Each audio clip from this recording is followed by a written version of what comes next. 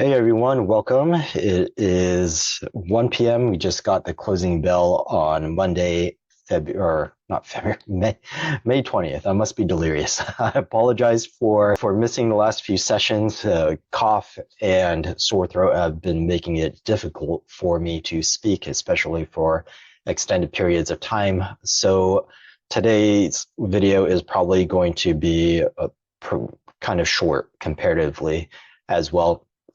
So today, this morning, we didn't have a video, but I did write some notes for you guys, and we were expecting to chop sideways for the most part this week. We have Memorial Day weekend coming up. It's the first holiday of the summer season, and generally a lot of fund managers will take that time off.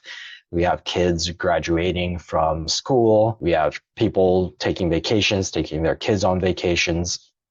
So there's going to be generally less people participating in the markets and definitely less seasoned traders participating in the markets this week. But that's later in the week. Earlier in this week, we have several not actually a few reports, though we have FOMC, which is really big, excuse me, coming up on Wednesday. And then we've got a PMI flash, new home sales. These are not going to be as big, and durable goods orders. So really this FOMC meeting minutes is going to be a kind of a big deal. And leading up to it, we have a whole bunch of Fed speakers. And then we've got Fosdick speaking 4 times. I have no idea why he wants to speak 4 times in 2 days or what he's going to say different in each speech, but he's speaking 4 times in 2 days. So we have Fed focus and interest rate focus through the first half of the week, and no one wants to make a big move ahead of the FOMC minutes. Not that there's going to be anything super surprising in those minutes. It's just we tend to dissect very carefully the language that is inside those minutes, especially any changes in the language. In these minutes, we are probably going to see a fairly large change, actually, because in the past, it's always been, oh, rate cut, rate cut, rate cut, rate cut. Oh, fewer rate cuts, fewer rate cuts, fewer rate cuts. But since the previous FOMC minutes and now, you've heard every single Fed speaker saying, oh, let's keep rates higher for longer. Let's delay. Let's wait for the data. Every single one except for Waller this past Friday has said, rather not raise rates right now. We'll just keep them the same until the data suggests otherwise, which is already very different than saying that we're going to cut rates. But then Waller on Friday was the first person to say, well, I'm not taking raising rates off the table. I'd be willing to raise rates if the data showed. So this narrative is really changing. And if market participants have been paying attention to that, then FOMC minutes should not be a surprise whatsoever. If they haven't been taking that into account, then it will be a surprise. And then that has the potential to move this market downwards. But until then, we expect it to be steady sideways. And then Thursday, Friday, since we start to see people taking days off, most likely will continue to go sideways. The only question mark in my mind is the FOMC minutes. If we have algorithms trading based on the changes in language pattern from minutes, the previous minutes to the current minutes. Because if we do, then those language models may not have been taken into account all these speeches. I don't know. I don't know the current state of Wall Street algorithms. I don't know if they take it into account what everyone says in between the minutes, or if they only look at the change. I know for sure we have algorithms that study the language pattern and that study the changes in language pattern minutes to minutes. I don't know if they've grown to account for Fed speeches in between. Excuse me. So that could be a little bit of a surprise. We can see that we definitely pulled back from that upper range of this channel back down. And if you listen, so I suggested a short somewhere around here, and then we gapped up. And then I suggested that that short was still valid and that it would be an even better idea up here. And so that second time around, you definitely would have made some money at that point and close to break even on the first time I suggested it. I still believe that we have a long way to move downwards sometime between now and July. Why now and July? If we look at the FedWatch tool, we can see that we just spent, I don't know how many minutes talking about how there's been this change in language pattern by all the Fed speakers where they went from talking about rate cuts to talking about how they don't want to raise rates quite yet. They just want to hold steady until data suggests otherwise. So that suggests already that we're looking at 0 to 1, most likely 0 rate cuts in 2024. And so finally, we've come down from 8.9% to 3.6%. And then July, we still got this crazy high. It was 27.6. Now we're at 22.8% rate cut. They're not going to, when the Fed says they're going to look at the data and see, they're not looking at one data point. They're looking for a trend. They're looking for a series of data points. So adding a single data point between now and July is not going to convince them that inflation is coming down. So it doesn't make sense for this to be up here at 22.8. It should be down basically at 0% as well. It should be like this, 0.8%, except that 0.8% should be over here and not over here.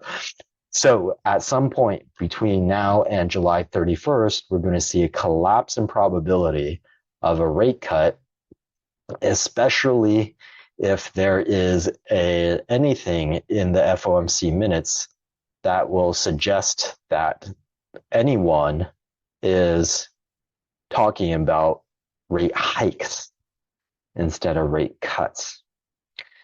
And if we have people talking about rate hikes instead of rate cuts, sort of like Waller did on Friday, then this should definitely be very close to 0.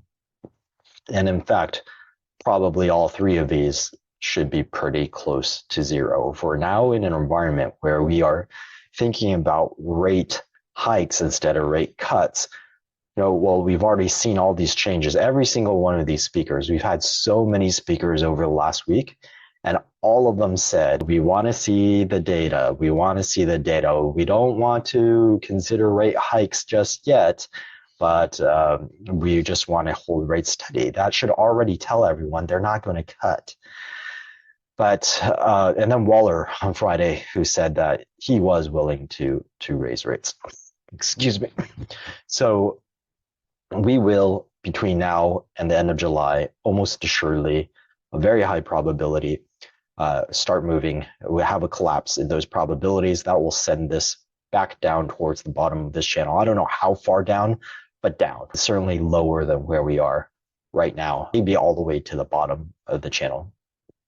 Probably not lower than that. So somewhere, I would say between this, let's call it 90 level and 87, 86, 86 to 90 level. So if that happens, then that's going to be a big drag on the S&P 500.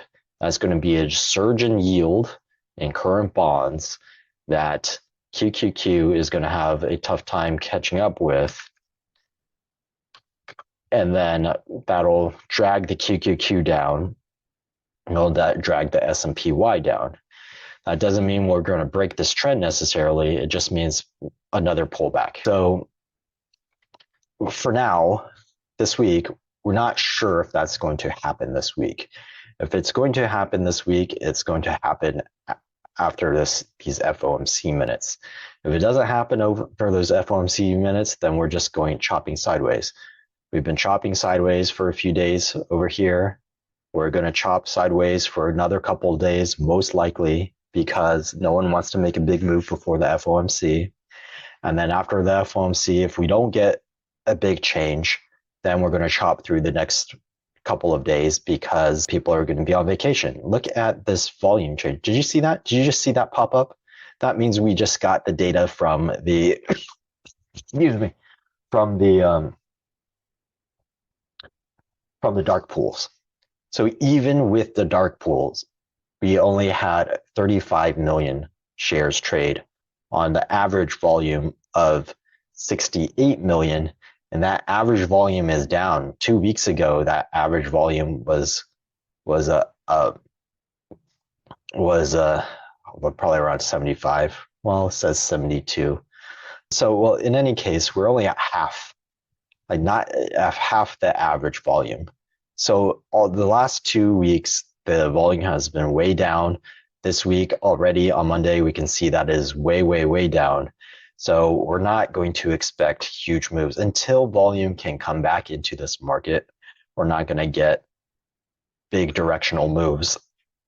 And you might have said, hey, Kane, this is low volume over here. Why did we get a directional move over here? Okay. But we didn't get a major change in trend, and we didn't get, so I would call this drifting. We had a few gaps.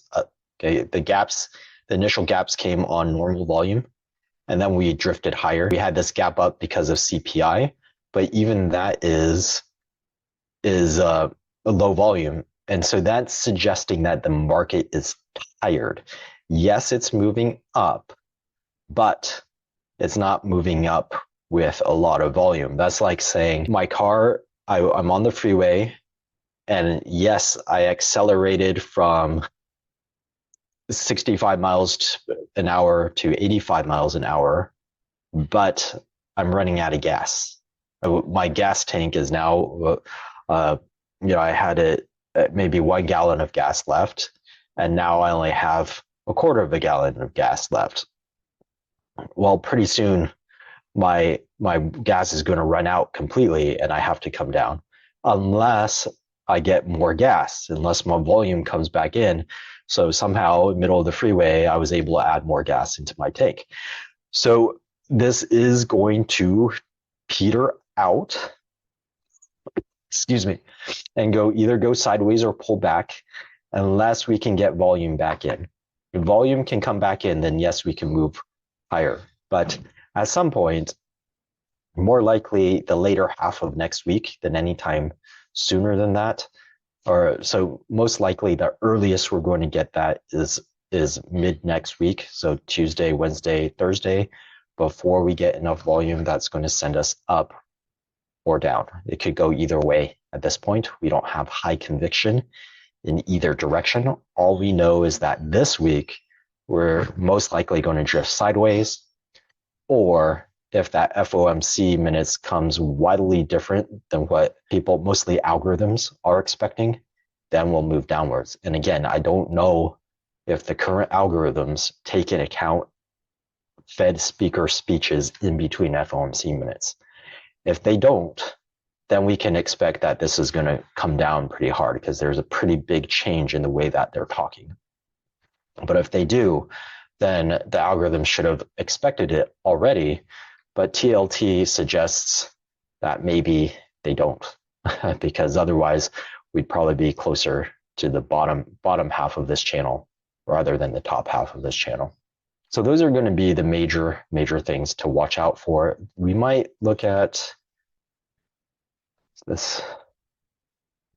Okay, we have NVIDIA, Intuit, Lowe's, TJ Maxx, Palo Alto Networks. What is the Analog Devices is a big one also. Target. We have some pretty big Ross Stores. We have Keys.